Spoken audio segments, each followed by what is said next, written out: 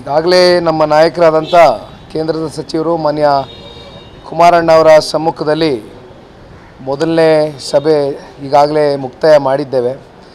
ಸಂಘಟನೆ ಇನ್ನೂ ಚುರುಕಾಗಬೇಕು. ಹಲವಾರು ಜಿಲ್ಲೆಗಳಲ್ಲಿ ತಾಲೂಕುಗಳಲ್ಲಿ ಪ್ರವಾಸ ಮಾಡಬೇಕು ಅಂತಕ್ಕಂಥ ಹಿನ್ನೆಲೆಯಲ್ಲಿ ಸಾಕಷ್ಟು ಪಕ್ಷದ ಚೌಕಟ್ಟಿನಲ್ಲಿ ಈಗಾಗಲೇ ಚರ್ಚೆಗಳು ಮುಕ್ತಾಯ ಆಗಿದೆ. ಇವತ್ತು ಅದು ಮುಂದುವರೆದ ಭಾಗ ಕೆಲವೊಂದಷ್ಟು ಉಸ್ತುವಾರಿಗಳು ನೇಮಕಾತಿ ಮಾಡಬೇಕಾಗಿದೆ, ಜಿಲ್ಲಾವಾರು ತಾಲೂಕುವಾರು. ಹಾಗಾಗಿ ಆ ಹಿನ್ನೆಲೆಯಲ್ಲಿ ಇವತ್ತು ಸಭೆಯನ್ನು ಕರ್ಕೊಂಡಿದ್ದೇವೆ ಪಾರ್ಟಿ ಆಫೀಸಲ್ಲಿ. ಬಹಳ ಪ್ರಮುಖವಾಗಿ ಈಗ ಬರ್ತಾರಂಥ ಉಪಚುನಾವಣೆ ಬನ್ನಿ ಚನ್ನಪಟ್ಟಣ ಏನಿದೆ, ಈ ಒಂದು ಚುನಾವಣೆ ಗೆಲ್ಲಬೇಕು JDSನ ಭದ್ರಕೋಟೆ. ಹಾಗಾಗಿ ತಮಗೂ ಕೂಡ ಜವಾಬ್ದಾರಿ ಕೊಟ್ಟಿದ್ದಾರೆ.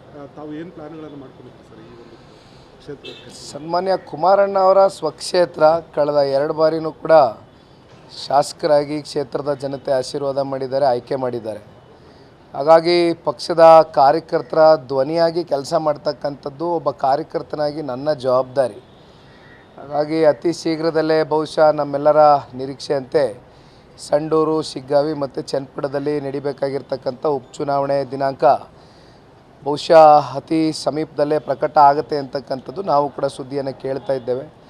ಆ ಹಿನ್ನೆಲೆಯಲ್ಲಿ ಇವತ್ತು ಪಕ್ಷದ ಕಾರ್ಯಕರ್ತರು, ಮುಖಂಡರುಗಳಲ್ಲಿ, ಪಂಚಾಯಿತಿ ಮಟ್ಟದಲ್ಲಿ, ಜೊತೆಯಲ್ಲಿ ಟೌನ್ನಲ್ಲಿ ಬರ್ತಕ್ಕಂಥ 31 ವಾರ್ಡ್ಗಳಲ್ಲೂ ಹೆಚ್ಚಾಗಿ ಒಂದು ಸ್ವಲ್ಪ ಗಮನ ಕೊಟ್ಟು ಜವಾಬ್ದಾರಿಯನ್ನು ವಹಿಸಿ ಕೆಲಸವನ್ನು ನಿರ್ವಹಣೆ ಮಾಡಬೇಕು ಅಂತಕ್ಕಂಥದ್ದು ಪಕ್ಷದ ಕಾರ್ಯಕರ್ತರ ಒಂದು ಬಯಕೆ. ಅವರ ಒಂದು ಬಯಕೆಗೆ ಪೂರಕವಾಗಿ ಇವತ್ತು ನಾನು ಕೆಲಸ ಮಾಡಬೇಕಾಗಿರ್ತಕ್ಕಂಥದ್ದು ನನ್ನ ಒಂದು ಕರ್ತವ್ಯ ಮಾಡ್ತಾಯಿದ್ದೆ. ಸರ್, ಟಿಕೆಟ್ ವಿಚಾರಕ್ಕೆ ಸಂಬಂಧಪಟ್ಟಂತೆ CP ಯೋಗೇಶ್ವರ್ ಅವರು ನಾನೇ ಕ್ಯಾಂಡಿಡೇಟ್ ಆಗ್ತೀನಿ, ಸೊ ನಾನು ಇಲ್ಲೇ ನಿಲ್ತೀನಿ, ಇಂಡಿಪೆಂಡೆಂಟ್ ಆದರೂ ನಿಲ್ತೀನಿ ಅಂತ ಒಂದು ಕಡೆ ಹೇಳ್ತಾರೆ. ಇದು JDSನ ಕ್ಷೇತ್ರ ಆಗಿರೋದು, JDS ಈ ಟಿಕೆಟ್ ತಮಗೆ ಬೇಕು ಅನ್ನೋದು ಇಲ್ಲಿ ಚರ್ಚೆ. ಒಂದು ಕಡೆ ಹೈಕಮಾಂಡ್ ನಾಯಕರನ್ನು, ಅದು BJP ಹೈಕಮಾಂಡ್ ನಾಯಕರನ್ನು ಭೇಟಿ ಮಾಡೋಕ್ಕೆ ಎಲ್ಲ ರೀತಿ ಸಿದ್ಧತೆ ಮಾಡ್ಕೊಳ್ತಾ ಇದ್ದಾರೆ ಸರ್. ಈಗ ಲೋಕಸಭಾ ಚುನಾವಣಾ ಸಂದರ್ಭದಲ್ಲಿ ಜನತಾದಳ ಪಕ್ಷ, ಭಾರತೀಯ ಜನತಾ ಪಾರ್ಟಿ ಮಿತ್ರ ಪಕ್ಷವಾಗಿ ಅತ್ಯಂತ ಆರೋಗ್ಯಕರವಾದಂಥ ಚುನಾವಣೆಯನ್ನು ಮಾಡಿದ್ದೇವೆ. ಜನನೂ ಕೂಡ ಈ ಒಂದು ಮಿತ್ರ ಪಕ್ಷಕ್ಕೆ ಸಹಿಯನ್ನು ಹಾಕಿದ್ದಾರೆ, ಆಶೀರ್ವಾದ ಮಾಡಿದ್ದಾರೆ. ಅತಿ ಹೆಚ್ಚು ಲೋಕಸಭಾ ಸಂಸದರನ್ನು ಸಂಸತ್ಗೆ ಕಳಿಸ್ಕೊಟ್ಟಿದ್ದಾರೆ. ಆ ಹಿನ್ನೆಲೆಯಲ್ಲಿ ಇವತ್ತು ಈ ಉಪಚುನಾವಣೆಗಳು 3 ಉಪಚುನಾವಣೆಗಳಿದೆ ರಾಜ್ಯದಲ್ಲಿ. ಚನ್ನಪಟ್ಟಣ ಒಂದೇ ಅಲ್ಲ, ಬಹುಶಃ ಸನ್ಮಾನ್ಯ ಕುಮಾರಣ್ಣ ಅವರ ಸ್ವಕ್ಷೇತ್ರ ಆಗಿರ್ತಕ್ಕಂಥದ್ದು ಹಿನ್ನೆಲೆಯಲ್ಲಿ ಒಂದಷ್ಟು ಗಮನ ಸೆಳೀತಾ ಇದೆ. ಆದರೆ ಯಾವುದೇ ಅಧಿಕೃತ ತೀರ್ಮಾನಗಳಾಗಬೇಕಾದಂಥ ಸಂದರ್ಭದಲ್ಲಿ ಅಂತಿಮವಾಗಿ ದೆಹಲಿಯಲ್ಲಿ ಭಾರತೀಯ ಜನತಾ ಪಾರ್ಟಿಯ ರಾಷ್ಟ್ರೀಯ ನಾಯಕರು, ಅನೇಕ ಸಂದರ್ಭದಲ್ಲಿ ಹೇಳಿದ್ದೇನೆ, ನಮ್ಮ ನಾಯಕರು, ಇಲ್ಲಿರ್ತಕ್ಕಂಥ ಭಾರತೀಯ ಜನತಾ ಪಾರ್ಟಿಯ ಮತ್ತು ರಾಜ್ಯ ನಾಯಕರು, ಅವರು ಕೂಡ ಕೆಲವೊಂದಷ್ಟು ವರದಿಗಳನ್ನ ಕ್ರೋಢೀಕರಿಸಿದ್ದಾರೆ. ಈಗಾಗಲೇ ಬಹುಶಃ ವರದಿಗಳನ್ನ ಕಳಿಸ್ಕೊಟ್ಟಿದ್ದಾರೆ ಅಂತಕ್ಕಂಥದ್ದು ನಾನು ಭಾವಿಸಿದ್ದೇನೆ. ಜೊತೆಯಲ್ಲಿ ನಮ್ಮ ಕಾರ್ಯಕರ್ತರುಗಳ ಭಾವನೆ ಏನಿದೆ, ಸ್ಥಳೀಯವಾಗಿ BJP ಕಾರ್ಯಕರ್ತರುಗಳ ಭಾವನೆ ಏನಿದೆ, ಇವೆಲ್ಲವನ್ನು ಅವರ ಭಾವನೆಗೆ ಯಾವುದೇ ರೀತಿ ಧಕ್ಕೆ ಉಂಟು ಮಾಡದೇ ಇರತಕ್ಕಂಥ ನಿಟ್ಟಿನಲ್ಲಿ ದೆಹಲಿಯ ನಾಯಕರುಗಳು ಅತಿ ಶೀಘ್ರದಲ್ಲಿ ಒಂದು NDA ಅಭ್ಯರ್ಥಿಯನ್ನು ಫೈನಲ್ ಕೊಡ್ತಾರೆ ಅಂತಕ್ಕಂಥದ್ದು ನಾವು ಭಾವಿಸಿದ್ದೇವೆ. ಒಂದು ವೇಳೆ ಈ ಒಂದು ಕ್ಷೇತ್ರವನ್ನು BJPಗೆ ತಮಗೆ ಟಿಕೆಟ್ ತಗೊಂಡ್ರೆ ಬಿಟ್ಕೊಡೋಕೆ JDS ರೆಡಿ ಇದೆಯಾ ಸರ್? ಈಗ ಇಲ್ಲಿ ಪ್ರಶ್ನೆ, ಇದು ಯಾವುದೇ ತೀರ್ಮಾನಗಳಾಗಿರ್ಬೋದು, ಇದು ಯಾವುದೇ ಚರ್ಚೆಗಳಾಗಿರ್ಬೋದು, ನಾವು ಬೀದಿನಲ್ಲಿ ನಿಂತು ಇವತ್ತು ಚರ್ಚೆ ಮಾಡ್ತಕ್ಕಂಥದ್ದು ಸೂಕ್ತ ಅಲ್ಲ. ಜೊತೆಯಲ್ಲಿ ಯಾವುದೇ ಅಧಿಕೃತ ತೀರ್ಮಾನಗಳಿರ್ಬೋದು, ಅಂತಿಮವಾಗಿ ನಮಗೆ NDA ಅಭ್ಯರ್ಥಿ ಗೆಲ್ಲಬೇಕು, ಅದಕ್ಕೆ ಪೂರಕವಾದಂಥ ಒಂದು ಕ್ಯಾಂಡಿಡೇಟ್ನ ಕೊಡಬೇಕು ಅಂತಕ್ಕಂಥದ್ದು 2 ಪಕ್ಷದ ಕಾರ್ಯಕರ್ತರ ಭಾವನೆ. ಹಾಗಾಗಿ ಕಾದು ನೋಡೋಣ, ಅಂತಿಮವಾಗಿ ದೆಹಲಿಯ ನಾಯಕರುಗಳು, ನಮ್ಮ ನಾಯಕರು ಏನು ತೀರ್ಮಾನ ತಗೋತಾರೆ ಕೂತು ಚರ್ಚೆ ಮಾಡೋಣ. ಟಿಕೆಟ್ ಗೊಂದಲ ಏನಾದರೂ ಕಾಂಗ್ರೆಸ್ನವ್ರಿಗೆ ವರದಾನ ಆಗುತ್ತಾ ಅಂತ? ಈಗ ಎಂದು ಕೂಡ ಚನ್ನಪಟ್ಟಣ ತಾಲೂಕು ಒಂದು ಕಡೆ ಜನತಾದಳ ಪಕ್ಷದ ಭದ್ರಕೋಟೆ ಆಗಿರ್ತಕ್ಕಂಥದ್ದು ನೋಡಿದ್ದೇವೆ. ಸನ್ಮಾನ್ಯ ವರದೇಗೌಡರು ನಮ್ಮ ಜೊತೆಯಲ್ಲಿ ಇಲ್ಲ. ಇವತ್ತು ಯಾವ ರೀತಿ ಅವರು ನಮ್ಮ ಪಕ್ಷದಲ್ಲಿದ್ದಂಥ ಸಂದರ್ಭದಲ್ಲಿ ಜನ ಆಶೀರ್ವಾದ ಮಾಡಿದ್ದಾರೆ.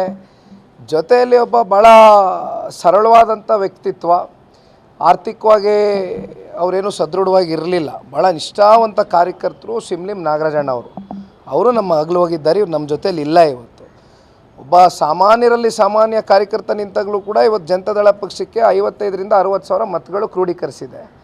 ಹಾಗಿದ್ದಾಗ ಸಾಮಾನ್ಯವಾಗಿ ಒಂದು ಕಡೆ JDS ಶಕ್ತಿ, ಇನ್ನೊಂದು ಕಡೆ ಸನ್ಮಾನ್ಯ CP ಯೋಗೇಶ್ವರರು ಕೂಡ ಅವ್ರದ್ದಾದಂಥ ವೈಯಕ್ತಿಕ ವರ್ಚಸ್ಸನ್ನ ಆ ಕ್ಷೇತ್ರದಲ್ಲಿ ಇಟ್ಕೊಂಡಿದ್ದಾರೆ. ಅದು ಕೂಡ ವಾಸ್ತವಾಂಶ. ಇವೆಲ್ಲವನ್ನು ನೋಡಿದಂಥ ಸಂದರ್ಭದಲ್ಲಿ ಕಾಂಗ್ರೆಸ್ಗೆ ಆ ಕ್ಷೇತ್ರದಲ್ಲಿ ನೆಲೆ ಇಲ್ಲ. ಬಹುಶಃ ಈ ಚುನಾವಣೆಯಲ್ಲಿ ಒಂದಷ್ಟು ಮತಗಳು ಕ್ರೋಢೀಕರಿಸಿರ್ಬೋದು ಅವ್ರ ಪರವಾಗಿ. ಆದರೆ ಇತಿಹಾಸ ತೆಗೆದು ನೋಡಿದಾಗ ಕಾಂಗ್ರೆಸ್ಗೆ ಏನು ಅಷ್ಟು ಪ್ರಬಲವಾದಂಥ ನೆಲೆ ಚನ್ನಪಟ್ಟಣದಲ್ಲಿ ಇಲ್ಲ ಅಂತಕ್ಕಂಥದ್ದು ನಾವು ಡೇಟಾ ಅನಾಲಿಸಿಸ್ ಮಾಡಿದಾಗ ಗೊತ್ತಾಗ್ತದೆ. ಈಗ ಕುಮಾರಸ್ವಾಮಿ ಅವರ ವಿರುದ್ಧ ಪ್ರಾಸಿಕ್ಯೂಷನ್ಗೆ ಪರ್ಮಿಷನ್ ಕೊಡಬೇಕು ಅಂತೇಳಿ ಲೋಕಾಯುಕ್ತರು ಪತ್ರವನ್ನು ಬರೆದಿರುವಂಥದ್ದು, ಇದು ಎಲ್ಲ ಒಂದು ಕಡೆ ರಾಜಕೀಯ ದ್ವೇಷ. ಈಗ ಏನಾಗಿದೆ, ಈ ಲೋಕಸಭಾ ಚುನಾವಣೆಯ ಬಳಿಕ ಸನ್ಮಾನ್ಯ ಕುಮಾರಣ್ಣ ಅವರ ಒಂದು ನಾಯಕತ್ವದ ಶಕ್ತಿ ಇವತ್ತೇನು ಹಳೆ ಮೈಸೂರು ಪ್ರಾಂತ್ಯ ಅಷ್ಟೇ ಅಲ್ಲ, ನಮ್ಮ ಉತ್ತರ ಕರ್ನಾಟಕ ಭಾಗದಲ್ಲೂ ಕೂಡ ನಮಗೆ ಯಾವ್ಯಾವ ಜಿಲ್ಲೆಗಳು ತಾಲೂಕುಗಳು ಶಕ್ತಿ ಇದೆ ಅವು ಎಲ್ಲದರಲ್ಲೂ ಕೂಡ ನಮ್ಮ ನಾಯಕರಾದಂಥ ಕುಮಾರಣ್ಣವರು ಒಂದು ಕರೆಗೆ ಪ್ರಾಮಾಣಿಕವಾಗಿ ಪಕ್ಷದ ಕಾರ್ಯಕರ್ತರು ದುಡಿದ್ರು. ಬಿ ಜೆ ಪಿನೂ ಕೂಡ ಅಷ್ಟೇ ಕಾರ್ಯಕರ್ತರ ಮಟ್ಟದಲ್ಲಿ ಇವತ್ತು ಪರಸ್ಪರ ಹೊಂದಾಣಿಕೆಯಿಂದ ಒಂದು ಒಳ್ಳೆ ರಿಸಲ್ಟ್ನ ತೊಗೊಂಬಂದಿದ್ದೇವೆ. ಇವೆಲ್ಲವನ್ನು ಗಮನದಲ್ಲಿಟ್ಕೊಂಡು ಕಾಂಗ್ರೆಸ್ನ ನಾಯಕರುಗಳಿಗೆ ಬಹುಶಃ ನಿನ್ನೆನೋ ಮೊನ್ನೆನೋ ದೆಹಲಿಗೆ ಹೋಗಿರ್ಬೋದು. ಬಹುಶಃ ಅಲ್ಲಿ ಮುಖ್ಯವಾದಂಥ ಚರ್ಚೆ ಕುಮಾರಸ್ವಾಮಿ ಅವ್ರನ್ನ ಯಾವ ರೀತಿ ಟಾರ್ಗೆಟ್ ಮಾಡ್ಬೋದು, ಯಾವ ರೀತಿ ಅವ್ರನ್ನ ಮಾನಸಿಕವಾಗಿ ಕುಗ್ಗಿಸ್ಬೋದು ಅಂತಕ್ಕಂಥದ್ದೇ ಬಹುಶಃ ಅಲ್ಲಿ ಚರ್ಚೆ ಆಗಿದೆ ಅಂತಕ್ಕಂಥದ್ದು ನಮ್ಮ ಅಭಿಪ್ರಾಯ. ಹಾಗಾಗಿ ನೋಡಿ ಅಣ್ಣ, ಈಗ ಸುಪ್ರೀಂ ಕೋರ್ಟು ಅಂಗಳದಲ್ಲಿ ಹೋಗಿ 7 ವರ್ಷ ಆಗೋಗಿದೆ. ಇದು ಸುಪ್ರೀಂ ಕೋರ್ಟು ಕ್ಲಿಯರಾಗಿ ಡೈರೆಕ್ಷನ್ಸ್ ಕೊಟ್ಟಾಗಿದೆ. ಲೋಕಾಯುಕ್ತ ಇರ್ಬೋದು, SITಗೆ ಇರ್ಬೋದು 3 ತಿಂಗಳು ಗಡುವು ಕೊಟ್ಟಿದ್ದರು. 3 ತಿಂಗಳು ಗಡುವಿನಲ್ಲಿ ಏನಾದರೂ ಒಂದು ವರದಿಯನ್ನು ಕೊಡಿ ಅಂತಕ್ಕಂಥದ್ದು ಕೇಳಿದ್ರು. ಇಲ್ಲಿವರೆಗೂ ಒಂದು ಸ್ಟೇಟಸ್ ರಿಪೋರ್ಟ್ ಮಾಡ್ಕೊಂಡಿದ್ದಾರೆ ಹೊರತುಪಡಿಸಿ ಯಾವುದೇ ರೀತಿಯಾದಂಥ ವರದಿಗಳು ಬಂದಿಲ್ಲ. ಹಾಗಿದ್ದರೆ ನಾನು ಕಾಂಗ್ರೆಸ್ ಅವ್ರಿಗೊಂದು ಮಾತು ಕೇಳಲಿಕ್ಕೆ ಇಷ್ಟಪಡ್ತೇನೆ. ಇಷ್ಟೆಲ್ಲ ಪಾಪ ಕುಮಾರಣ್ಣನ ಮೇಲೆ ಆರೋಪ ಇದೆ, ಇಷ್ಟೆಲ್ಲ ಗಣಿ ಹಗರಣ ಇದೆ ಅಂತಕ್ಕಂಥದ್ದನ್ನು ಇವತ್ತೇನು ಬಿಂಬಿಸ್ಲಿಕ್ಕೆ ಹೊರಟಿದ್ದಾರೆ.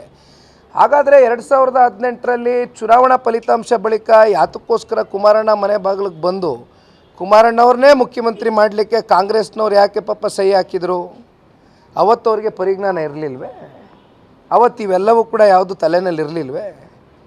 ಈಗ ಯಾಕೆ ಹೊಸದಾಗಿ ಇವೆಲ್ಲ ಪ್ರಾರಂಭ ಮಾಡಿದ್ದಾರೆ? ಯಾಕೆ ಚರ್ಚೆ ಮಾಡ್ತಾ ಇದ್ದಾರೆ? ಯಾವ ರೀತಿ ಇವತ್ತು ಸಂವಿಧಾನದ ಮುಖ್ಯಸ್ಥರು, ಸಂವಿಧಾನದ ಹೆಡ್ ಅಂತಕ್ಕಂಥದ್ದು ನಾವೇನು ಇವತ್ತು ಭಾವಿಸ್ತೇವೆ, ಇವತ್ತು ಯಾವ್ಯಾವ ರೀತಿ ರಾಜ್ಯಪಾಲರ ವಿರುದ್ಧವಾಗಿ ಪ್ರತಿಭಟನೆಗಳು ಮಾಡಿದ್ರು. ಇದು ಪ್ರಜಾಪ್ರಭುತ್ವ, ಪ್ರತಿಭಟನೆ ಮಾಡ್ತಕ್ಕಂಥದ್ದಕ್ಕೆ ಎಲ್ರಿಗೂ ಕೂಡ ಸ್ವಾತಂತ್ರ್ಯ ಇದೆ. ಆದರೆ ಯಾವ ರೀತಿ ಅವರ ಪ್ರತಿಭಟನೆ ನಡೆಸಿದ್ರು ಅಂತಕ್ಕಂಥದ್ದು ಈ ರಾಜ್ಯದ ಜನತೆ ನೋಡಿದ್ದಾರೆ, ನೀವು ಮಾಧ್ಯಮದಲ್ಲಿ ತೋರಿಸಿದ್ದೀರಿ. ಯಾವ ರೀತಿ ಸಂವಿಧಾನಕ್ಕೆ ಗೌರವ ಕೊಡ್ತಾ ಇದ್ದಾರೆ, ಯಾವ ರೀತಿ ರಾಜ್ಯಪಾಲರಿಗೆ ಗೌರವ ಕೊಟ್ಟಿದ್ದಾರೆ. ಇದೇನಿವತ್ತು ಹೊಸದಾಗಿ ಪ್ರಾಸಿಕ್ಯೂಷನ್ನ ಅನುಮತಿ ಕೊಡಬೇಕು ಅಂತಕ್ಕಂಥ ಚರ್ಚೆ ಮಾಡ್ತಾ ಇದ್ದಾರೆ. ಇವೆಲ್ಲವೂ ಕೂಡ ಪ್ರತಿನಿತ್ಯ ಇಡೀ ದೇಶದ ಗಮನವನ್ನು ಸೆಳೆದಿರ್ತಕ್ಕಂಥ ಮೂಡದ ಹಗರಣ.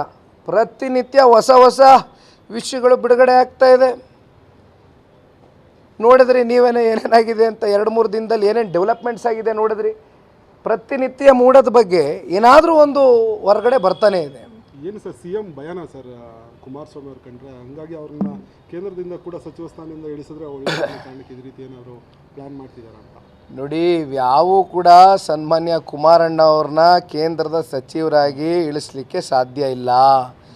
ನಾವು ಆತ್ಮವಿಶ್ವಾಸದಿಂದ ಹೇಳ್ತಾ ಇದ್ದೇವೆ, ನಮ್ಮಲ್ಲಿ ಯಾವುದೇ ರೀತಿ ಸನ್ಮಾನ್ಯ ಕುಮಾರಣ್ಣವರು ಆ ಗಣಿಗಾರಿಕೆಗೆ ವಿಚಾರಕ್ಕೆ ಸಂಬಂಧಪಟ್ಟಂತೆ ಸಹಿ ಹಾಕಿಲ್ಲ ಅಂತಕ್ಕಂಥದ್ದು ಸುಪ್ರೀಂ ಕೋರ್ಟಲ್ಲಿದೆ ಅಂಗಳದಲ್ಲಿ. ಈಗ ಹೊಸ್ದಾಗಿ ಮತ್ತೆ ಈ ಪ್ರಾಸಿಕ್ಯೂಷನ್ಗೆ ಅನುಮತಿ ಕೊಡ್ತಕ್ಕಂಥ ಚರ್ಚೆಗಳು ಇವೆಲ್ಲವನ್ನು ದಿಕ್ತಪ್ಪಿಸ್ತಕ್ಕಂಥ ಕೆಲಸ ಅಷ್ಟೇ. ಮೂಢ ಹಗರಣವನ್ನು ಇವತ್ತು ಮುಚ್ಚಾಕೊಳ್ಳಿಕ್ಕೋಸ್ಕರ ಇವೆಲ್ಲ ಹೊಸ ಪ್ಲ್ಯಾನಿಂಗ್ ಅಷ್ಟೇ, ಏನಿಲ್ಲ. 40-60ಗೆ ಒಪ್ಕೊಂಡಿರಲಿಲ್ಲ ಅವ್ರ ಪತ್ನಿಯವರು ಅಂತ ಹೇಳಿದ್ದಾರೆ. ಅದು ದಾಖಲೆಗಳು ಕೂಡ ಕುಮಾರಸ್ವಾಮಿ ಅವರು ಯಾವುದಡೆ 40-60ಗೆ ಅವರು ಮೂಡೋದವ್ರ ಪ್ರಸ್ತಾವನೆ ಸಲ್ಲಿಸಿದಾಗ CM ಪತ್ನಿ ರಿಜೆಕ್ಟ್ ಮಾಡಿದಾರಂತೆ, ದಾಖಲೆಗಳು ಕೂಡ ಬಿಡುಗಡೆ ಮಾಡಿ. ಹೌದು, ನಿಮ್ಮ ಕಣ್ಣು ಮುಂದೆ ಇದೆಯಲ್ಲ. ಪತ್ರದಲ್ಲಿ ಏನು ಬರೆದಿದ್ದಾರೆ, ಇವತ್ತು 40-60 ನಿವೇಶನ ನಮಗೆ ಬೇಡ, ಬದಲಿ ಇವತ್ತು ಜಾಗ ಬೇಕು ಅಂತಕ್ಕಂಥದ್ದು. ಆಮೇಲೆ ಅಲ್ಲೇನು ಇವತ್ತು ಅಳಿಸಿದಾರಲ್ಲ ವೈಟ್ನರ್ ತಗೊಂಡು, ಅದರಲ್ಲಿ ಏನು ಬರೆದಿದ್ರು, ಎಲ್ಲಿ ಕೇಳಿದರು ಬದಲಿ ಜಾಗ? ಇದೇ ವಿಜಯನಗರ ಬಡಾವಣೆಯಲ್ಲಿ ಬರೆದಿದ್ರು ಅಂತ ಕೇಳಿದರು ಅಂತಕ್ಕಂಥದ್ದು ನಮ್ಮೆಲ್ರಿಗೂ ಇರ್ತಕ್ಕಂಥ ಮಾಹಿತಿ, ಹೌದಲ್ವೇ? ಆಯಿತು, ಥ್ಯಾಂಕ್ ಯು.